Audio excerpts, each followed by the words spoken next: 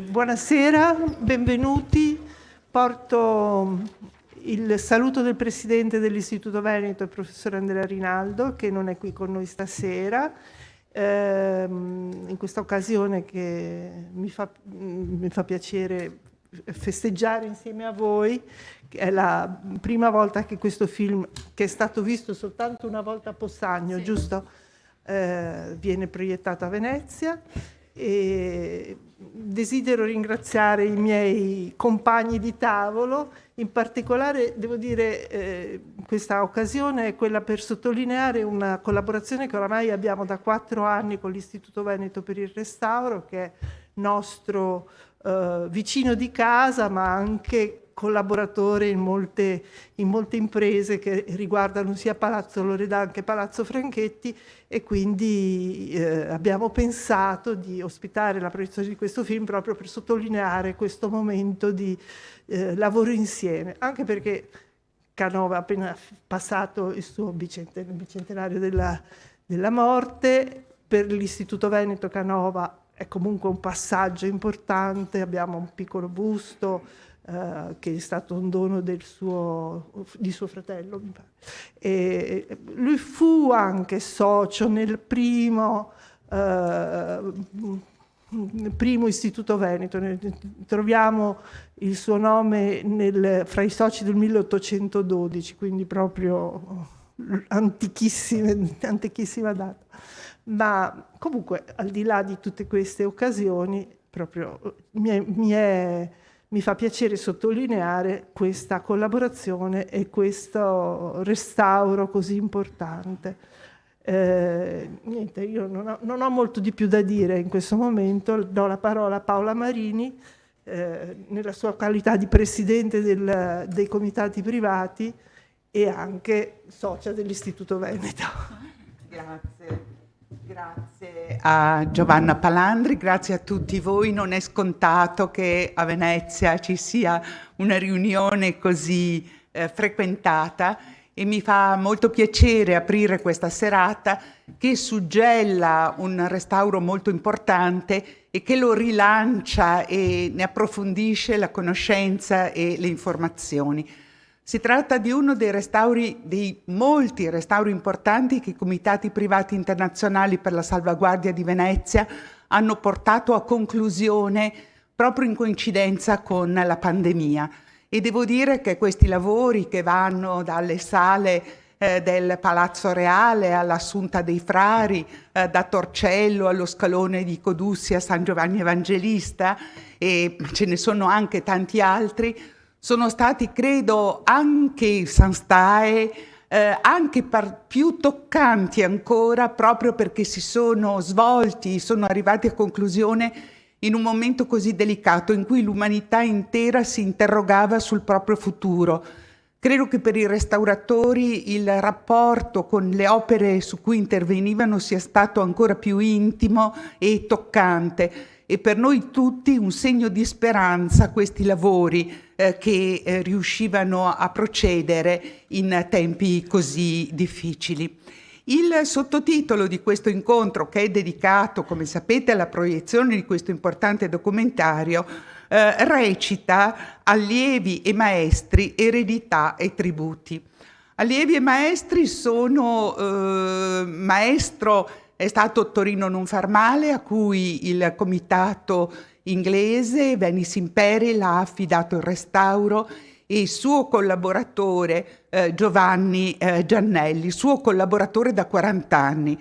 Ma per Torino Non Far Male, che ci ha lasciato nel settembre del 2020, quindi poco dopo aver iniziato questo lavoro che aveva profondamente studiato e progettato, abbiamo un legame fortissimo con Venezia che risale proprio ai tempi eroici in cui i comitati privati hanno iniziato il loro lavoro, grazie alla lungimiranza, alla visione di Francesco Valcanover, di un grandissimo soprintendente, e che hanno trovato proprio per primo in Venice Imperil, in Sir Ashley Clark, il primo interlocutore. Poi naturalmente ne sono venuti subito tanti altri. Quindi maestri allievi, poi più giovani e poi giovani dell'Istituto Veneto per i Beni Culturali e tanti altri, molti dei quali sono presenti. Ma c'è anche un altro passaggio di testimone, non tra maestri allievi, ma tra pari, che vedrete proprio in apertura del filmato, del documentario. Abbiamo un intervento molto bello della soprintendente Emanuela Carpani, che vogliamo veramente in questa serata ringraziare per i suoi 7 anni di straordinaria dedizione alla nostra città. Grazie Emanuela.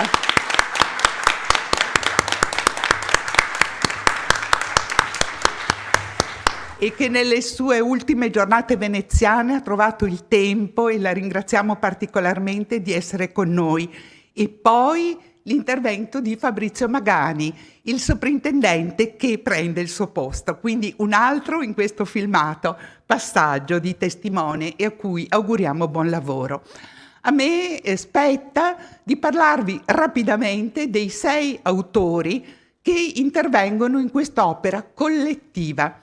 Talvolta le opere collettive non portano le firme, in questo caso invece la pulitura ha reso ancora più evidente i nomi di questi che noi talvolta sbrigativamente chiamiamo allievi di Canova.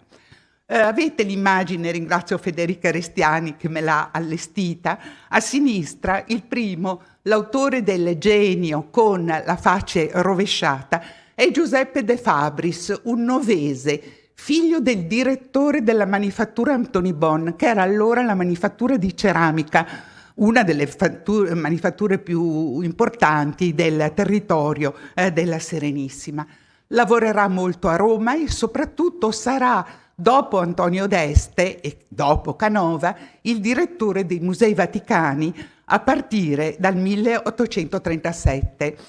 A Roma fu anche autore di opere importanti e fu anche lo scopritore della tomba, del sepolcro di Raffaello al Pantheon.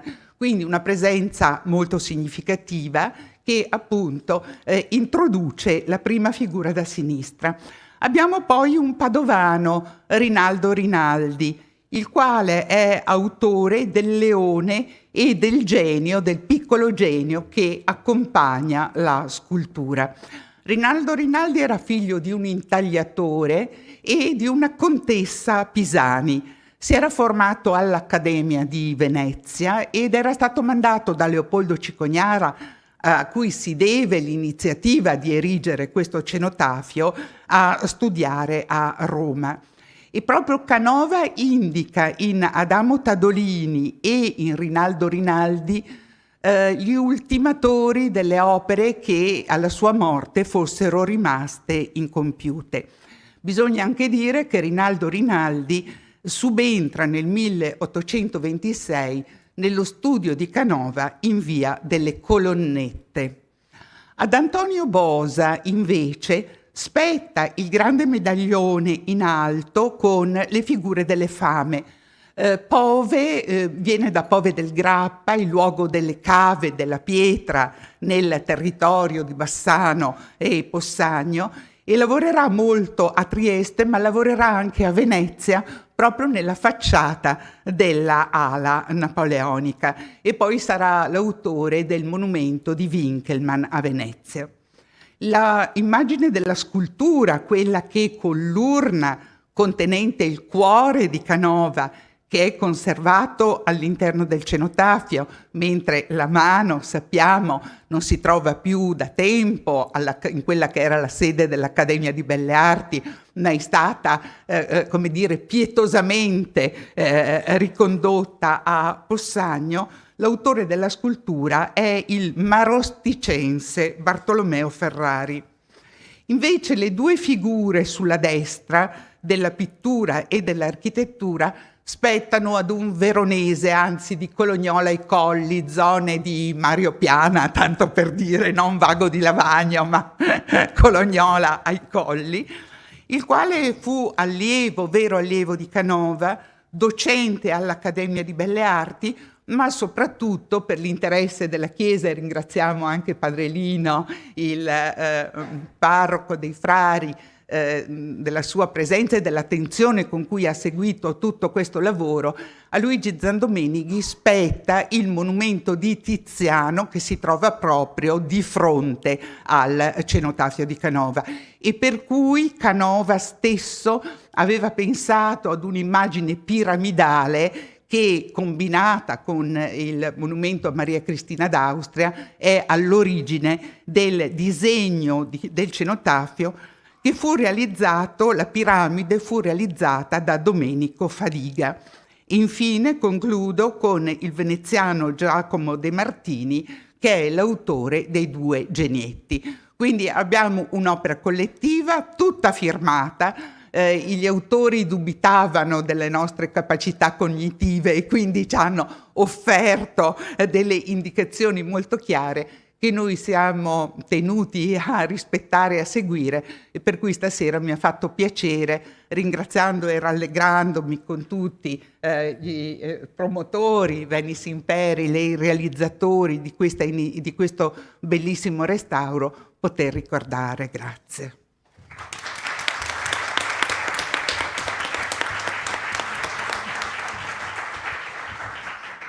Prende la parola ora Susan Stier, che è il rappresentante a Venezia di Venice Imperil.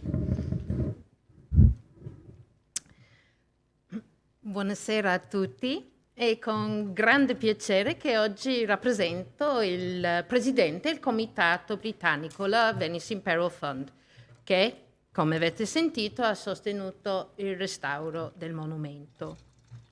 Per chi non ci conosce già, la Venice Imperial Fund fu, come ha già detto la Paola, fu fondata più di mezzo secolo fa dal già ambasciatore britannico Sir Ashley Clark ed era fra le primissime fondazioni internazionali nate per la salvaguardia di Venezia che, come sapete tutti, aveva sofferto tanto nel 800, nel primo Novecento e soprattutto a causa dell'acqua grande del 66. Nei suoi 52 anni la Venice Imperial Fund ha compiuto in circa 80 restauri, enumerando fra i progetti i più noti monumenti di Venezia, come la Porta della Carta del Palazzo Ducale, la Loggetta del Sansovino, chiese intere come San Nicolò dei Mendicoli e la Madonna dell'Orto. Ma allo stesso tempo la Fondazione ha cercato di sostenere immobili e oggetti che non erano elencati fra i più famosi e prestigiosi, ma che portavano comunque un significato per la storia millenaria di Venezia, tra cui variegole delle scuole, storiche dimore popolane, marionette del Settecento, forse conoscete bene la bella collezione della casa Goldoni. Ma di tutti questi progetti prestigiosi e meno, pochi sono significativi per la nostra fondazione quanto il cenotafio, che simboleggia l'amore che i britannici portano per Canova, scultore per eccellenza del classicismo italiano. I cosiddetti grand tourists del fine Settecento e dell'Ottocento, cioè i giovani aristocratici inglesi che viaggiarono in Italia con tappe immancabili a Venezia e a Roma, ammiravano le opere del Canova che incorporavano la somma bellezza dell'Italia, dell'arte italiana, e che loro volevano portare a casa. E poi lo scultore, a quanto pare, non disdegnava l'Inghilterra e nel 1815 egli arrivò a Londra e successivamente creò opere per i reali e la nobiltà inglese, spesso installate nelle loro ville palladiane. Ecco, un altro nome grande di questo territorio che cambia il gusto inglese. E oggigiorno noi britannici siamo orgogliosi delle massime opere del Canova che si possono ancora vedere nelle ville aristocratiche, nei palazzi reali e nei musei britannici. E non solo. Forse avete sentito, ultimamente una Maddalena penitente canoviana era stata riscoperta in un giardino londinese, come si dice in inglese, hiding in plain sight. Quindi il monumento rappresenta una grande continuità dell'amore che i britannici portano per l'Italia, per Venezia e in particolare per Canova, e per la somma eleganza e bellezza delle sue opere. Azzardo che il gusto inglese per l'irraggiungibile perfezione e purezza del classicismo canoviano, nonché l'architettura del Palladio, non ha poco a che fare con la diversità della nostra tradizione inglese che, forse, negli occhi di alcuni, essendo comunque pieno di carattere, potrebbe, in confronto all'italiano, risultare goffo, inelegante e rozzo, come purtroppo lo è il mio italiano. Torniamo al monumento. Risulta una specie di santuario, come lo sapete, un reliquario laico creato nella tradizione iniziata dal Vasari, quando egli progettò la tomba del suo maestro Michelangelo a Santa Croce di Firenze, altro pantheon francescano. Infatti non sono la prima, è palese dire che leggiamo la vita del Michelangelo e sembra più agiografia che non vita di artista. E così fu anche il cenotafio del Canova, creato dai più fedeli discepoli, ognuno firmando, come abbiamo sentito, il suo contributo col proprio nome. E così Giovanni, con lo stesso spirito di fedele discepolo, nel suo caso di Ottorino non far male, lavorò su questo monumento. Con cuore generoso, con gentilezza e perseveranza, Giovanni insegnò la sua arte agli bravissimi stagisti dell'Istituto Veneto dei Beni Culturali. Con tanta passione quanta pazienza si interrompeva il lavoro per spiegare il restauro a diversi gruppi di studiosi, studenti e curiosi, incluso i miei studenti dell'Istituto Inglese Warwick University. E devo anche dire anche a me. Quindi, grazie di cuore, Giovanni. Come vedrete nel bellissimo film, portare il restauro a compimento era stato un lavoro di squadra. Ci è voluto un coordinamento delle soprintendenze, l'associazione dei comitati privati, l'autorità ecclesiastica, la Chiesa dei Frari e tanti altri per superare ostacoli, complessità legali, vari imprevisti, nonché le difficoltà tecniche che alle volte sembravano insuperabili. Tutti hanno lavorato assieme con lo stesso scopo. E, nonostante preoccupazione e perplessità, non mancavano a momenti durante i numerosi incontri in cantiere qualche battuta spiritosa, sempre in tema di cuore. Ma è vero dire che ci hanno messo tutti il cuore. Come già indicato, questo progetto di restauro risulta uno dei più significativi dei progetti compiuti dalla Venice Imperial Fund. Per la nostra fondazione, il cenotafio significa una continuità col passato, ma anche un rinnovo generazionale e quindi una svolta. È con questo progetto che il leggendario John Millerchip chiude i suoi lunghi anni, una quarantina di anni.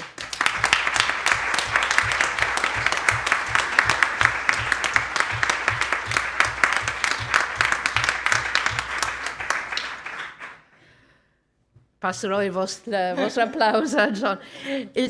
Di servizio con la fondazione, è un grande personaggio che però non voleva mai mettersi in primo piano, che non diceva mai una parola in troppo o una frase fuori luogo, impegnandosi con precisione e somma correttezza. Purtroppo John è assente oggi, per una bella motivazione, perché è in vacanza, ben meritata, e so comunque che con tutto il cuore voleva essere presente e vi saluta. Poi un saluto a tutti anche da parte della nostra amatissima Presidente onoraria, la Lady Frances Clark, cittadina onoraria di Venezia, che pure, non essendo presente oggi a Venezia, porta sempre con sé Venezia nel cuore suo. Concludo per fare i nostri migliori complimenti alla meravigliosa Federica, a Giovanni e naturalmente a Joanna per la straordinaria bellezza del vostro film. Siamo felici, orgogliosi della versione breve che avete creata per noi, la quale è già caricata sul sito web della Venice Imperial Fund e vi invito tutti dopo a visionarla. Anche la produzione del film è stato un lavoro d'amore. Ogni giorno Joanne si recava in cantiere per documentare l'andamento del progetto, sempre presente, sempre sereno, pianino, giorno per giorno. Joanne ha documentato in foto e video la lunga storia del restauro di un monumento che tramanda la passione per la creazione dal maestro al discepolo. Allora, complimenti a voi tre. Il vostro splendido film è frutto del vostro lavoro certosino, eccellente quanto il restauro stesso. Grazie di cuore.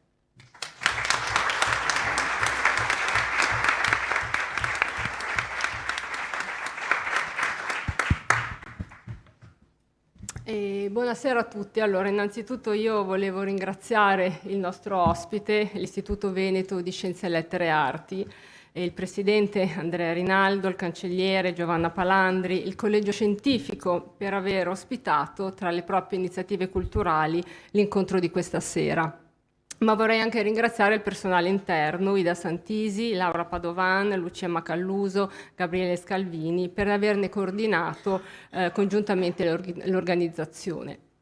Perché realizzare un film di 50 minuti su un cantiere di restauro? Per molte ragioni. Divulgative, ovviamente, didattiche, di sensibilizzazione culturale in senso lato. Un paio di mesi fa, in questa stessa aula, nell'ambito di una tavola rotonda dedicata a riflessioni e proposte sulla rigenerazione di una specifica isola cittadina, alcuni relatori hanno ricordato come a Venezia, che è a scala mondiale e per varie ragioni sicuramente un palco privilegiato nell'ambito della disciplina, l'entità e la qualità dei restauri condotti negli ultimi anni rappresenti un valore qualificante per la città stessa e per la sua collettività. Ed è per questo che un restauro, che è sempre, e come questo film racconta, un'occasione di crescita e di arricchimento, di dibattito e di confronto in tutti gli ambiti della ricerca, andrebbe sempre raccontato e condiviso con la collettività. Corca Nova è quindi il racconto per immagini, attraverso le voci dei protagonisti, perché a fare un cantiere sono le persone, protagonisti direttamente coinvolti nel loro specifico ambito istituzionale, scientifico, tecnico, ma anche di altri soggetti che hanno partecipato attivamente con il proprio apporto intellettuale a questi quasi 2 anni di cantiere. Un cantiere di grande rilevanza per l'impegno, la dedizione, the commitment, direbbero gli inglesi, profusa da tutte le persone che vi hanno preso parte e che l'hanno sostenuto attivamente, a partire dai comitati internazionali, la cui attività e il cui sostegno è, e parlo sia a nome dell'istituzione che io oggi rappresento e mi rivolgo a tutti i comitati in generale, è un sostegno culturale ed umano prima ancora che materiale. Come sostegno culturale è stato il cantiere stesso, che è stato un cantiere didattico, un banco di formazione per le future generazioni di operatori nel restauro, grazie all'inclusività offerta dalla direzione tecnica che dialoga nella seconda parte del film sugli aspetti peculiari di ogni fase operativa dell'intervento. In conclusione, vorrei solo introdurre le ragioni del postulato con cui abbiamo voluto presentare il filmato, allievi maestri, lasciti e tributi. Le ragioni inerenti alla vicenda storica sono già state richiamate, ma questo rapporto dialettico di trasmissione dell'arte, di trasmissione e di ricezione di saperi teorici ed empirici, sembra essersi poi perpetrato e a differenti registri anche nell'ultima campagna conservativa. Una sorta di filo rosso che ha vissuto nella quotidianità l'attività del cantiere sembra aver voluto accompagnare il monumento stesso. Forse quale tributo, questo sì, a tutti quelli che hanno avuto il privilegio di incontrare nel proprio percorso di crescita professionale e personale un maestro.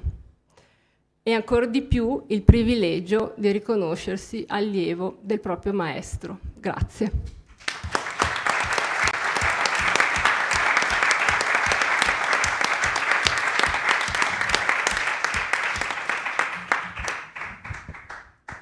Buonasera a tutti. Adesso voi volete vedere il film, perché io racconterò poco, perché parlo già troppo, forse nel film, e di questo non sono abituato a essere stato ripreso così in diretta, e quindi non è, mi piace usare le mani più che le parole, quindi questo è quanto. In tema di eredità e tributi di maestri, io mi sono trovato effettivamente, perché sono cresciuto a bottega e quindi conosco molto bene le dinamiche di una bottega, quindi la formazione, e in questo mi ritrovavo con questi scultori che hanno effettivamente realizzato queste opere. E nel momento in cui ho lavorato, il momento che è stato poi, il momento è durato 2 anni, ma comunque riflettevo parecchio sul momento in cui loro si sono ritrovati a realizzare queste opere per la prima volta senza la presenza del maestro, perché la presenza del maestro in una bottega è fondamentale, è la presenza, è il timore, la reverenza, è il dimostrare l'ambizione che hai, contenendo certe forme anche, diciamo, di intraprendenza. E per la prima volta chiaramente qui si trovano a confrontarsi, si confrontano l'uno con l'altro senza la presenza del maestro, che il maestro poteva gestire tutte queste situazioni. Per la prima volta loro sono a confrontarsi l'un l'altro. E c'è una cosa, un particolare che mi ha colpito fra tutti, poi ho dei miei pareri tecnici che privilegiano magari più un autore di un altro, ma non lo dico. Quello che ho notato è forse la presunzione incisa nel marmo, che il cavalier Giuseppe Fabris incide, inventò e scolpì il genio. Quindi si voleva distinguere dagli altri, no? Dicendo: io ho inventato io il genio e l'ho scolpito io, a differenza degli altri che anonimamente hanno scritto la loro dicitura, come diceva Paolo Marini. E quindi questo forse è un atto un po' di presa di posizione nei confronti degli altri, anche perché nel carteggio Ciconiara, trovato a Ferrara dalla collega storica dell'arte Giuliana Marcolini, che purtroppo oggi non è potuta essere presente, abbiamo trovato delle note dove lui giustifica la scarsa qualità del marmo, si vuole giustificare dicendo: io tratterò la superficie per renderla più candida, perché sono costretto a lavorare su una lastra, cioè su un blocco di marmo di seconda qualità. E quindi le venature possono disturbare quello che è la finitura. E lui dice che applicherà una sostanza che si toglierà con l'acqua calda. Quindi abbastanza, io e Mario ci stiamo guardando, perché sono quelle frasi dette che probabilmente si trattava di un caseinato, di qualcosa di più compatto, perché per resistere a questa, diciamo, a coprire queste venature. Comunque questo è un dettaglio tecnico. E torniamo agli allievi maestri. Io devo chiaramente io oggi sono qua perché chiaramente Ottorino mi ha formato, mi ha accompagnato per tutto il percorso, diciamo, dal 79 al 2020, sono 41 anni che ho vissuto con Ottorino, quindi ho avuto il privilegio di essere un allievo alla fine prediletto, però me la sono sudata come tanti altri. Qui ho dei cari colleghi che hanno frequentato la bottega e quindi sanno di che cosa parlo. Però è un'eredità pesante, è un'eredità che però ci stimola a fare con i miei collaboratori, che ho una bellissima squadra e devo ringraziare perché hanno messo tutto il cuore, come diceva Susan, in questo intervento, perché per poter andare avanti con la stessa forza, con la stessa energia, ma soprattutto con la passione e la coscienza che un operatore deve mettere su queste opere, perché un intervento di restauro è sempre un intervento invasivo, quindi dobbiamo sempre cercare di limitare quelle che sono le azioni drastiche, cerchiamo di curare. Qui ci troviamo di fronte a un monumento che aveva una condizione di degrado estrema.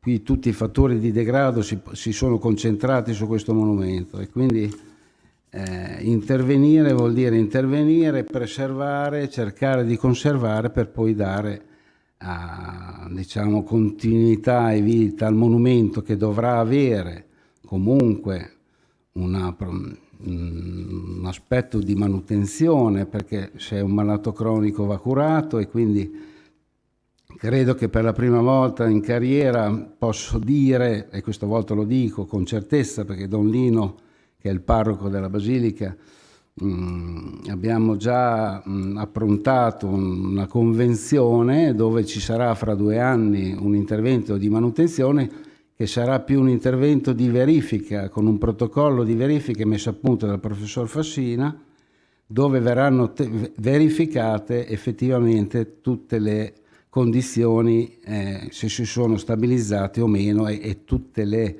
sostanze poche che sono state applicate, per vedere la verifica e l'efficacia di questo. La manutenzione ritengo che sia una cosa importante, e in questo caso verrà il testimone, passerà all'Istituto Veneto per i Beni Culturali, che si occuperà della manutenzione, perché è chiaro che la formazione è importante, quindi loro hanno seguito il cantiere, hanno seguito da vicino tutte le operazioni, ed è giusto anche che loro si prendono cura, perché queste sono le condizioni in questo momento di il monumento è restaurato, e quindi loro oggi potranno anche proseguire su questo programma di manutenzione, che è importantissimo. Io ringrazio tutti, ringrazio che faccio seguito a Federica e a Paola Marini, di ringraziare l'ospitalità. Siamo onorati di essere ospiti qui dell'Istituto Veneto per le Lettere e Arti di Venezia, e cosa dire? Andiamo a vedere quello che è il documentario che è dedicato chiaramente a Ottorino, questo perché è stato un po' la nostra guida, diciamo, per tutto.